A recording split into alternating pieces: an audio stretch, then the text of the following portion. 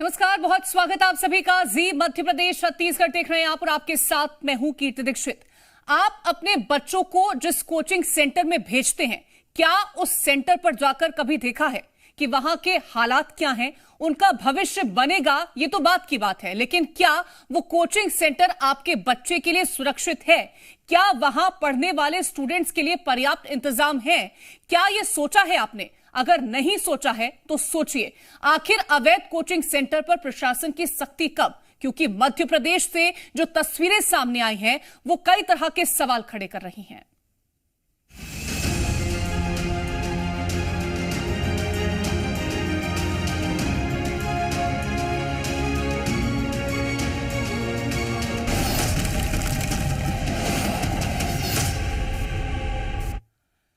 दिल्ली में हुए हादसे के बाद जी मध्य प्रदेश छत्तीसगढ़ ने मध्य प्रदेश के कई जिलों में कोचिंग सेंटर्स का रियलिटी चेक किया।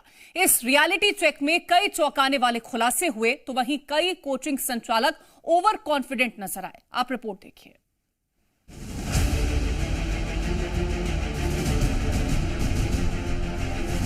क्या जब कोई हादसा हो जाए, कई जिंदगियां तबाह हो जाएं, सिस्टम की लापरवाही का शिकार हो जाएं, फिर पुलिस प्रशासन और जिम्मेदार लोग आए, बुलडोजर से अवैध निर्माण गिराएं, क्या ऐसा दिखावा करने से सब ठीक हो जाएगा?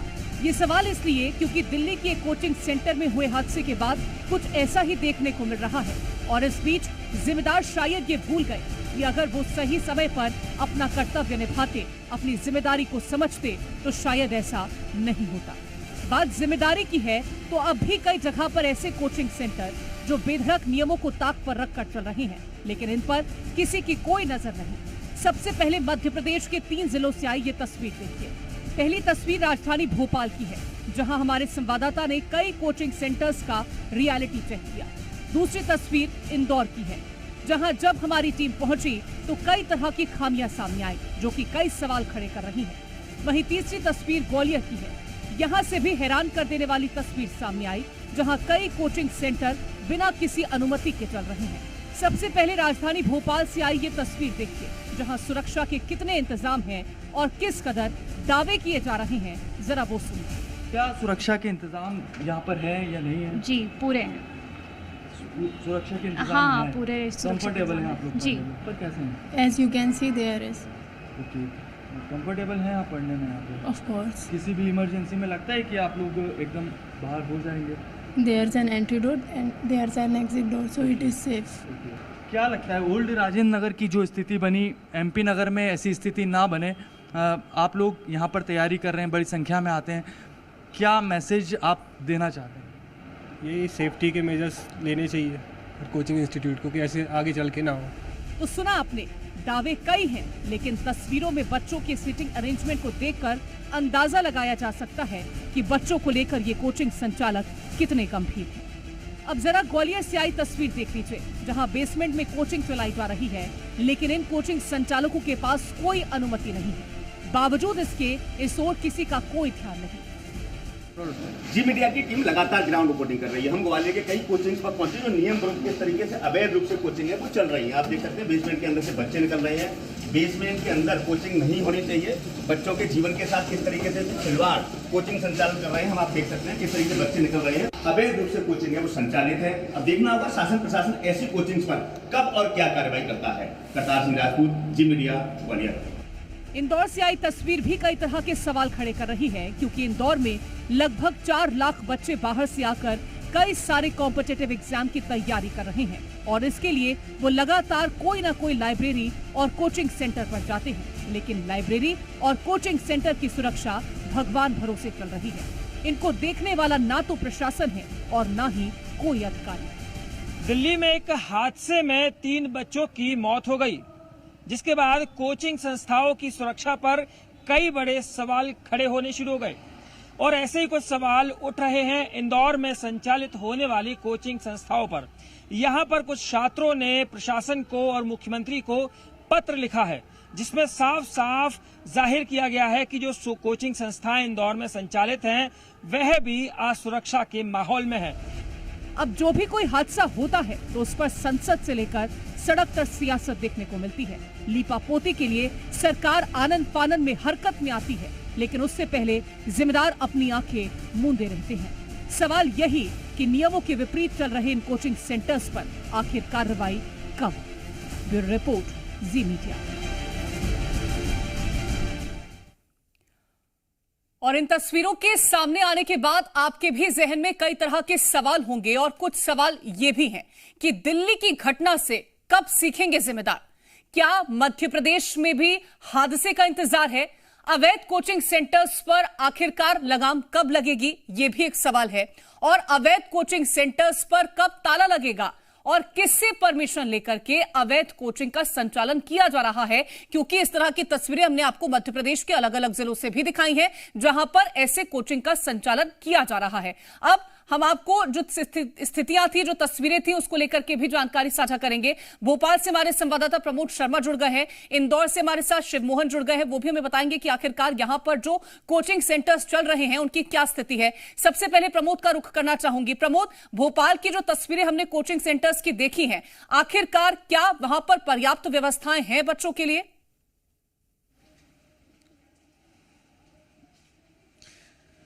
देखिए कि कई कोचिंग सेंटर्स हैं वो नियमों का पालन कर रहे हैं, लेकिन कई तो बिल्कुल वैसी ही गलती और खामियां नजर आई जैसी दिल्ली में थी। दिल्ली में जो हादसा सामने आया उसने सबको चिंता में डाल दिया कि कोचिंग सेंटर जहां पर भविष्य बनाने का दावा कर रहे हैं वहां पर भविष्य बर्बाद तो नहीं जाएगा, जान आफत में तो नहीं फंस जाएगी। कई सेंटर्स जिला प्रशासन की जांच में देखिए ऐसी जगह संचालन पाया गया जो कतई ठीक नहीं था। ये ग्राउंड रिपोर्ट मेरे सहयोगी राहुल राठौर की बताती है कि मध्य प्रदेश में भी दिल्ली जैसी लापरवाही बरती जा रही थी। एमपी नगर जो सबसे बड़ा देखिए हब है कोचिंग सेंटर्स का, वहां पर खामियां बड़े पैमाने पर पाई गई। अलग अलग खामियां हैं और कई कोचिंग सेंटर्स को जिला प्रशासन ने सील कर दिया है। मुख्यमंत्री ने नाराजगी जाहिर की थी और सभी जिला कलेक्टरों को निर्देश दिए थे कि कोचिंग सेंटर्स की जांच की जाए। इसके बाद अब जिला प्रशासन जाग गया है और कोचिंग सेंटर्स को चेक किया जा रहा है। एमपी नगर में कई जगह बेसमेंट एरिया में कोचिंग सेंटर्स का संचालन पाया गया, तो कई जगह बेसमेंट में जहां जलभराव हो सकता था वहां ऐसा संचालन हो रहा था, बच्चे बैठते थे, लाइब्रेरी थी, अब उनको सील किया जा रहा है। कुल मिलाकर दिल्ली की घटना ने सबको जगा दिया है और दिल्ली जैसी घटना मध्य प्रदेश में ना हो ये निर्देश है और इसीलिए ऐसी जगह जहां पर संभावित घटना हो सकती है उन सेंटर्स को सील किया जा रहा है।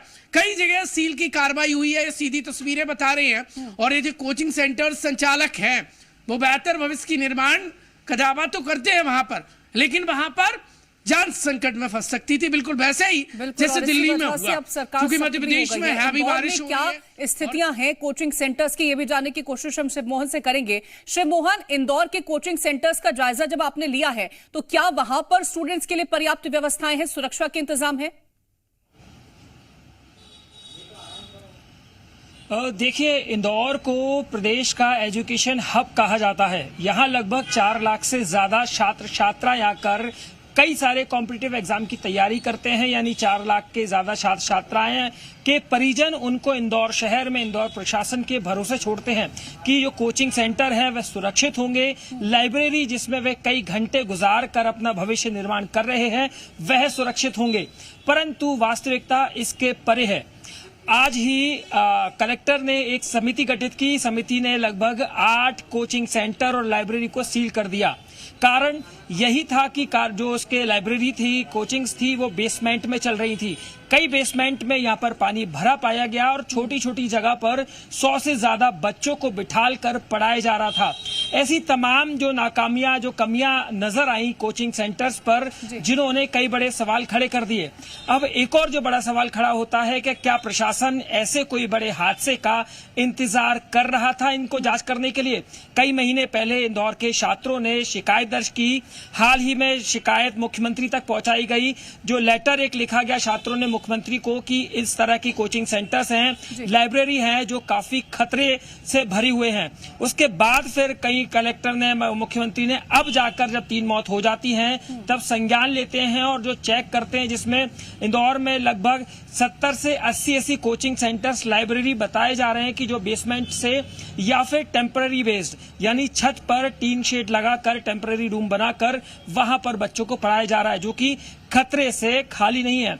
इस तरह के तमाम जो सेंटर्स हैं उन पर अभी फिलहाल तो कार्रवाई शुरू हो गई है, परंतु देखना होगा कि जो प्रशासन ने इन कोचिंग सेंटर लाइब्रेरी को सील करने की कार्रवाई की है, शुरू की है, वह कब तक जारी रहेगी। क्या वाकई में कोई ऐसा बड़ा हादसा जो दिल्ली में हुआ, महत्वपूर्ण रहेगा देखना। मैं लौटूंगी आपके पास। ग्वालियर से करतार हमारे साथ जुड़ गए हैं।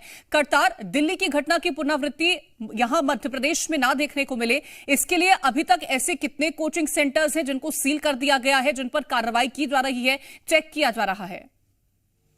देखिए, कल हमने ग्वालियर में ग्राउंड रिपोर्टिंग की। कई सारी कोचिंग्स है, वहां हम पहुंचे तो बेसमेंट के अंदर कोचिंग चल रही थी। किसी भी मानकों का ध्यान नहीं रखा जा रहा था। एक एंट्री थी, छोटी एंट्री थी और बेसमेंट में अवैध रूप से चल रही थी। जैसी हमारी टीम पहुंची है, कई कोचिंग्स ताला डाल के फरार हो जाते हैं, तो कई कोचिंग हमारे सामने छुट्टी कर देते हैं। आज प्रशासन ने जरूर कार्रवाई की है। 6 कोचिंग ऐसी थी जो बेसमेंट में चल रही थी, उनको सील किया है और वहां नोटिस चस्पा कर दिया है। कोचिंग संचालक जितने भी हैं फरार हो गए हैं, बिल्कुल भी दिखाई नहीं दे रहे। प्रशासन उनको ढूंढने का प्रयास कर रहा है। साथ ही साथ वहां ग्वालियर में जितनी भी ऐसी कोचिंग्स हैं, उन कोचिंग्स की छानबीन नगर निगम कर रहा है कि कितनी कोचिंग्स ऐसी हैं जो बेसमेंट के अंदर चल रही हैं और नियम विरुद्ध चल रही हैं। जरूर ये हादसा हुआ है, उसके बाद में प्रशासन अलर्ट हुआ है, ध्यान दे रहा है। हालांकि नियम बहुत पहले से होते हैं, पहले से सबको जानकारी होती है, लेकिन उनको कोई ध्यान नहीं देता। जिसके बाद में हादसा होने के बाद में तमाम सारी जो फॉर्मेलिटीज है और कार्रवाई है वो की जाती है। वही कार्रवाई ग्वालियर में की जा रही है। कलेक्टर रुचिका चौहान द्वारा तमाम जो कोचिंग्स हैं उनको निर्देशित किया गया है अधिकारियों को कि आप कोचिंग्स पर जाएंगे और उनकी जानकारी कलेक्ट करेंगे। उसके बाद में आज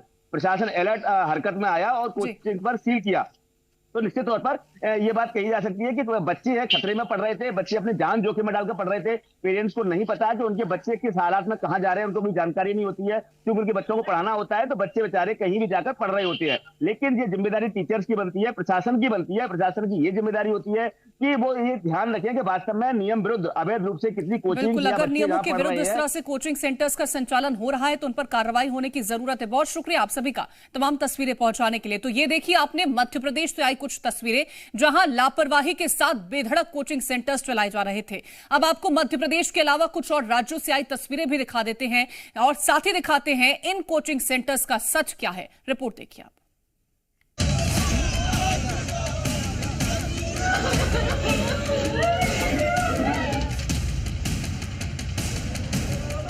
तान्या सोनी का शव औरंगाबाद में अपने परिवार के पास पहुंच चुका है, जबकि श्रेया यादव के घर में मातम पसरा हुआ है।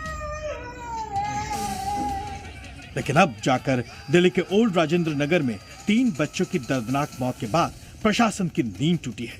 चाहे वो दिल्ली हो या दिल्ली के बाहर अन्य राज्य हो, जी न्यूज की टीम खुद इन कोचिंग सेंटर्स की सच्चाई जानने के लिए जगह जगह पहुंची है। कोचिंग सेंटर की बेसमेंट में कब्रगाह बनने के बाद कोचिंग सेंटर के मालिकों की गिरफ्तारी से लेकर अधिकारियों के खिलाफ कार्रवाई हो रही है।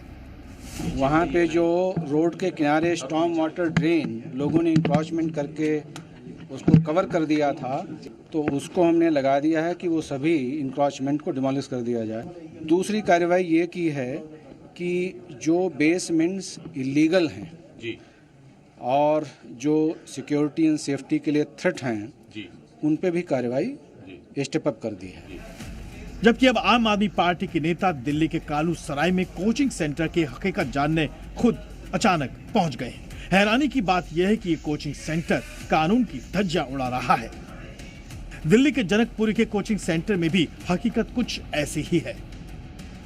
दरअसल दिल्ली के विधायक अपने अपने इलाकों में इसी तरह से मुस्तैदी दिखा रहे हैं। हालांकि राजेंद्र नगर हादसे के बाद सब इंस्टीट्यूट ने बेसमेंट में बच्चों की क्लासेस बंद कर दी है और नया स्टिकर लगा दिया है कि बेसमेंट में बच्चों का जाना मना है। मैं अपनी सरकार से भी अनुरोध करूंगा कि इनकी बेसमेंटों को सील किया जाए और जो पार्किंग के लिए बेसमेंट लिए गए उसमें क्लासेस नहीं चलनी चाहिए, ताकि जो हादसे आगे होने वाले ना हो। मुंबई के कांदिवली इलाके में स्थित ऐसे ही एक मॉल में हम पहुंचे जहां कई कोचिंग सेंटर्स चल रहे हैं। यहाँ हम मॉल के अंदर पहुंचे जहां हमने पाया कि कई कोचिंग सेंटर धड़ल्ले से चल रहे हैं। मॉल में कोचिंग सेंटर्स को लेकर करीब 280 दफ्तर काम कर रहे हैं। आप लोगों के पास इंतजाम क्या है कि अगर लोगों को कुछ इवैक्यूएट करना हो तो?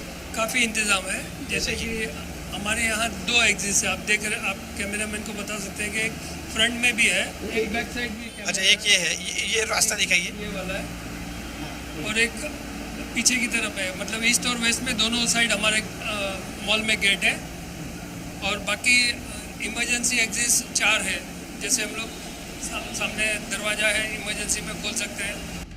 इसके बाद हम राजस्थान के कोटा, सीकर और जयपुर भी पहुंचे। क्या है यहाँ की सच्चाई, अब वो देखिए। यहाँ पर जल भराव या अन्य ऐसी कोई समस्या तो नहीं, लेकिन सीकर के सर्वाधिक कोचिंग इंस्टीट्यूट वाले इलाके में जल भराव की भारी समस्या है और यहाँ के छात्र भारी परेशानी का सामना कर रहे हैं। जबकि जयपुर में दिल्ली के कोचिंग सेंटर में हादसे के बाद बच्चे सतर्क हो गए हैं। ब्यूरो रिपोर्ट, जी मीडिया।